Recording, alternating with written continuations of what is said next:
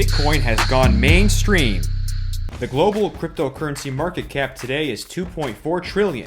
Some notable cryptos are Shiba Inu is really skyrocketing still. In fact, it's number 18 right now on the ranks. Dogecoin has not really moved much. It's actually gone down 2% in the past 24 hours. And it's losing its spot from the top 10. Most important thing right now that's happening, Bitcoin has recaptured 55,000 for the first time since May. The October price boom continues. Bitcoin has gone mainstream. Even George Soros says so. So let me explain how it generally goes. First, Bitcoin pumps. After Bitcoin pumps, the first 25 coins begin to pump. And then the top 100. I believe the market just experienced a clean reset. Bitcoin is pumping now, the altcoins are going to pump next. How can you make the most amount of money in the shortest amount of time?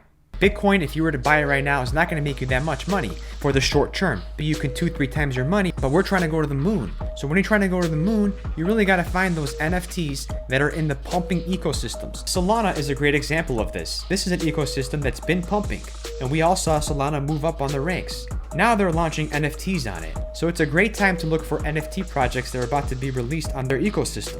If you get them first, you could make some parabolic gains. Polygon's probably going to pump up soon too. You can go to ImmutableX for that, and you can see they have a lot of different NFTs.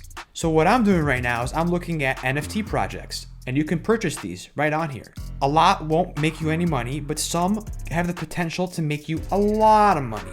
Like you could just buy AVAX, right? Let's say it reaches $200-$300. You could 2-3 times your money, whatever. The only way to make those Moonrat Gains right now is to get NFTs on their ecosystem.